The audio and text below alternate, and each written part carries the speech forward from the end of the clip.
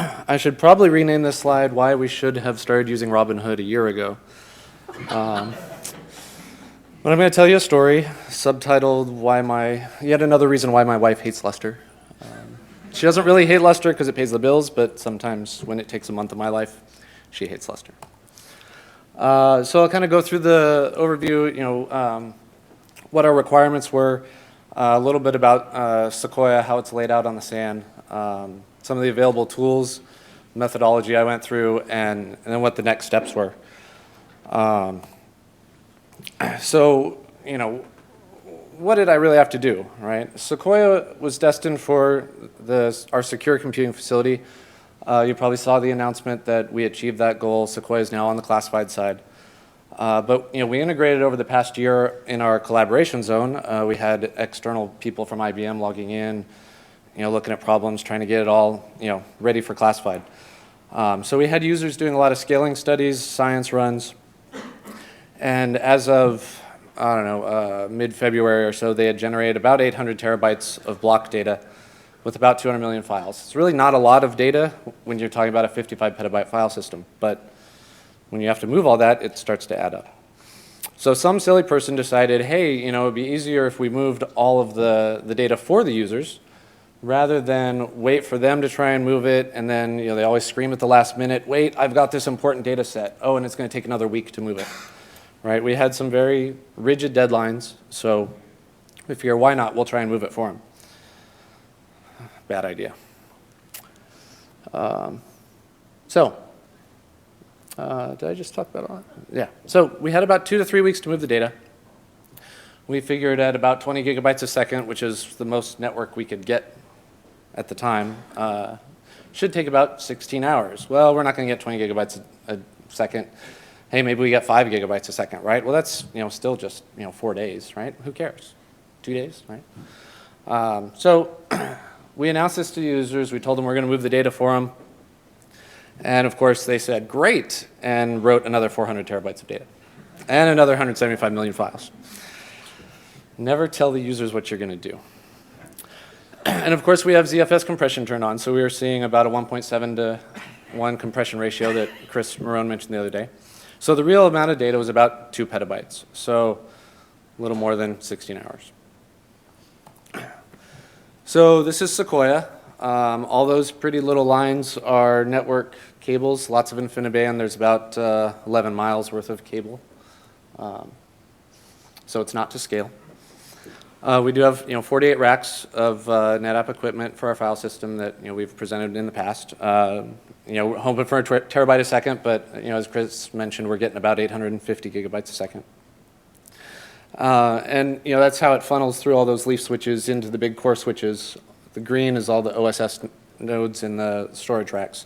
They're all connected into those large switches.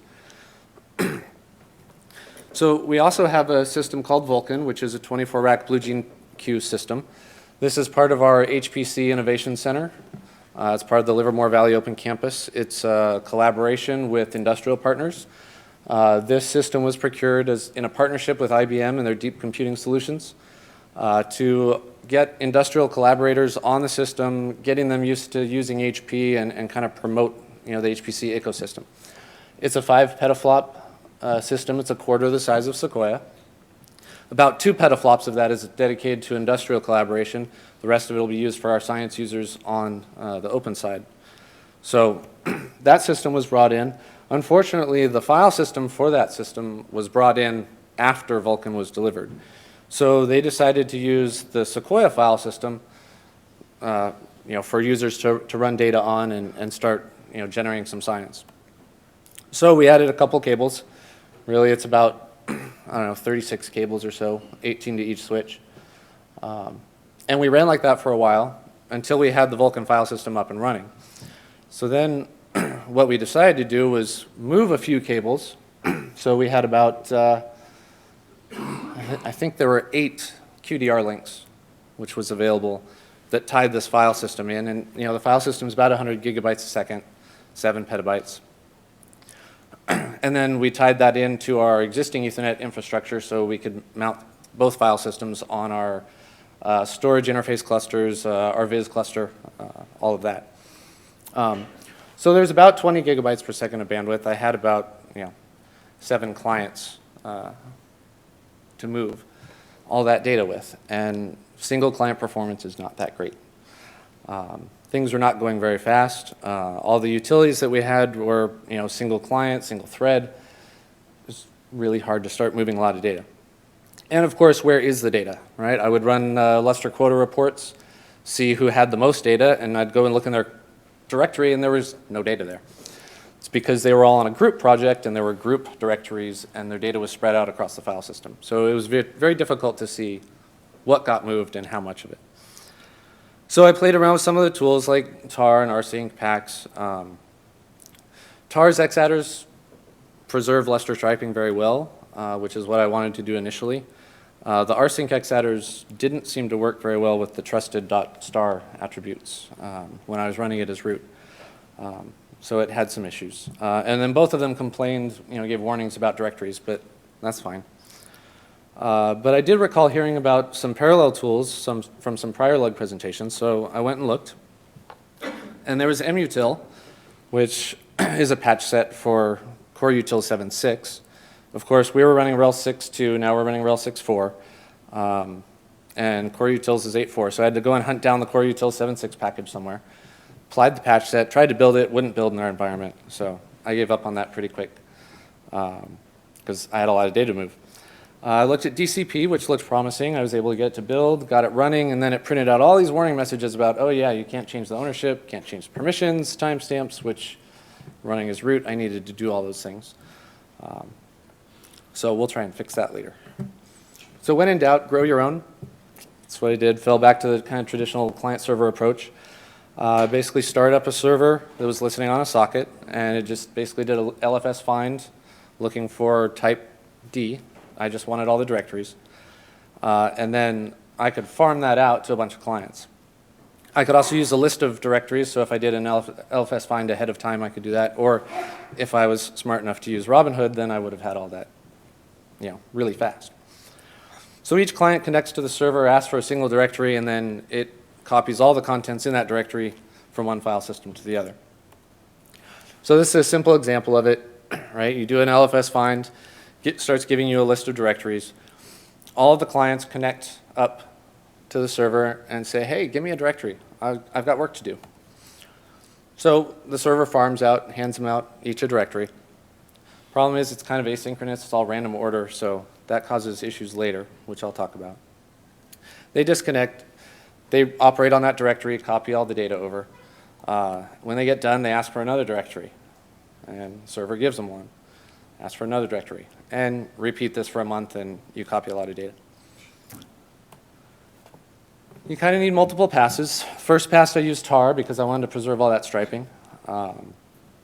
Had some issues with large numbers of files in the directories. For some reason, it would get an error on a single file within that directory. Of course, you could retry, but then you have to copy all that data over again, so that's not very efficient. It does create missing directories in the path as needed, which is very useful when you're doing this asynchronous handing out of directories. But it doesn't remember where it left off. So once you get interrupted, you either copy your data over again, which is not very efficient, or you run something else. So after a few interruptions, right, I started using rsync once I had done a good bulk of the data. It's very metadata intensive. The way rsync works, it was really causing a lot of metadata problems.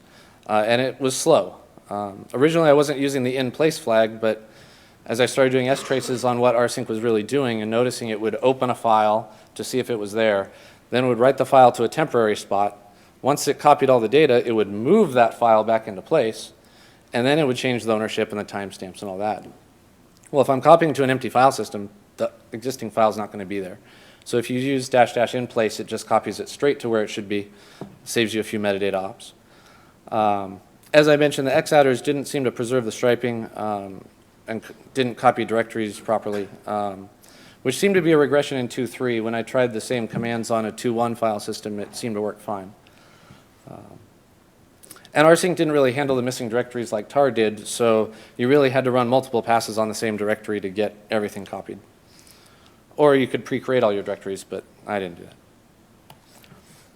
So as I mentioned, I only had 70 clients, and I was only seeing about 300 to 500 megabytes a second, which would take more than a month, and I only had a couple weeks. So I kind of borrowed some Sequoia I/O nodes for a bit. There's 768 of those, and there were 192 Vulkan I/O nodes, and I figured, hey, why not? I'll make all of those clients too. That worked pretty well. I was getting up to 5 to 10 gigabytes on average. I think I saw it peak at about 13.5 gigabytes a second. So just throwing more clients at it really helped. Of course, then the science runs users that are trying to generate real data and write their I/O. They kind of were having some issues. So they rebooted all of my I/O nodes, and I had to start over. Eventually, I ran out of block data. I got most of it copied. I was really bound by the number of files. I was really getting about 100 to 200 files a second, and that would take well over a month to get all of it. And that was mostly due to all of the metadata involved, right? Rsync's doing an open, and then it's doing another open, and it's doing a move, and then you got to do the change of ownership and the change of timestamp, and all these things get serialized. And so, every file is like 10 metadata ops, right? So the metadata server is going as fast as it can. It's just not enough. So I scaled it back a bit. I talked to the users. I said, do you really need all of these files, or there are some that I can skip, right? And sure enough, some of the friendly users said, oh yeah, I don't need this pattern and this pattern and this pattern. So then I started adding exclude patterns into the tar and the rsync commands to just ignore all that stuff they didn't need. So that was nice because then I didn't have to copy all of it. So I kept trying to get sleep, but I kept dreaming about improvements, right? My wife's like, what are you doing, right? Get some sleep. Stop working. And I had to babysit this stuff over the weekends all the time and make sure the queues were full, because if the queues dried up, then I didn't get any work done, right? So now that's all done, I ran a final scan looking for root-owned files that were left over from interruptions. tar and rsync do all the file permissions and ownership changes last. So if you get interrupted in the middle, you have a whole directory tree structure that is all owned by root, and the users can't get into their files. So I had to do that, found, I don't know, it was about 5,000 files that were in a bad state that I had to clean up, which is not bad when you're talking about 128 million files. I've also been talking with others. Stan Solbeck at NetApp has some summer interns. He said he'd be interested in working on DCP, getting all those functions implemented. Adam Moody at Livermore, who is known for SCR, the Scalable Checkpoint Restart Library, has been interested in making some MPI-ware tools. So we're going to start looking at those kind of things to make this stuff easier. And of course, we need to improve the metadata rates, but everybody knows that. So all in all, of the 1.2 petabytes that was there, I copied about 1 petabyte, which I think is pretty close to all of it, given the exclude patterns that I didn't need. I also didn't copy Chris Marone's IOR data from testing and all of our Lustre developers' other IOR data, because they didn't need it on the open side. And we got about 128 million files, which is not all the files, but there were a lot of users that had 4K files just sitting out there, and I just didn't have the time to slog through all of it. So that's all I've got. The spice must flow. Keep your data moving, right? So questions, comments, thoughts? And yes, I'll use Robinhood next time. Just wondering why you didn't call maybe some of the other labs, since we deal with data and we've, I'm sure pretty much every lab has written a lot of tree walk tools and parallel copy tools and yeah, I didn't think about it. But next time I'll give you a call. Do you have those tools? Are they open source? Are they open source? Are they on the internet? Awesome.